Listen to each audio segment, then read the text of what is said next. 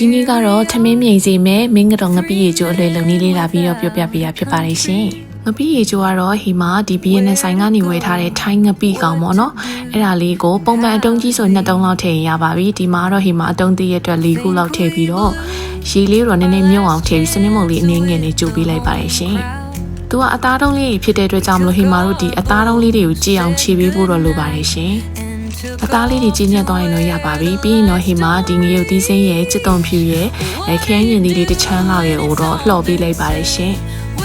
အနံလေးမှုေးလာပြီဆိုရင်တော့ချလို့ရပါပြီပြီးရင်တော့ဒီငရုတ်သီးစိမ်းနဲ့ချစ်သွန်ဖြူလေးကိုအရင်ဆုံးငရုတ်စုံနဲ့ပဲဖြစ်ဖြစ်ကြိတ်ဆက်နဲ့ပဲဖြစ်ဖြစ်ကြိတ်ပြီးထားလို့ရပါတယ်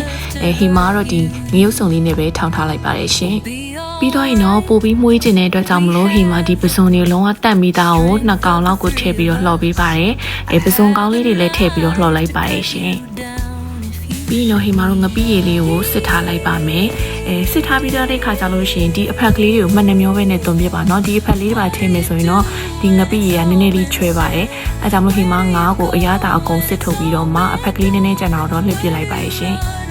ခုနထောင်းထားတဲ့ငရုတ်သီးစိမ်းနဲ့ကျွတ်သွန်ဖြူထောင်းလေးလည်းထည့်ပါမယ်ပြီးတော့ပစွန်ထည့်ပါမယ်ခရမ်းညင်သီးကတော့ထည့်ပြီးရင်ခြေပေးတာပိုကောင်းပါတယ်ရှင်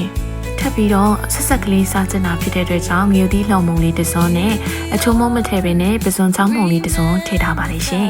ကဲဒါဆိုရင်တော့ထမင်းမြိန်စီမဲ့မင်းကတော့ငပိရေကျိုးရသွားပြီပဲဖြစ်ပါရဲ့ရှင်အားလုံးပဲကျေးဇူးတင်ပါတယ်ရှင် Thanks for watching.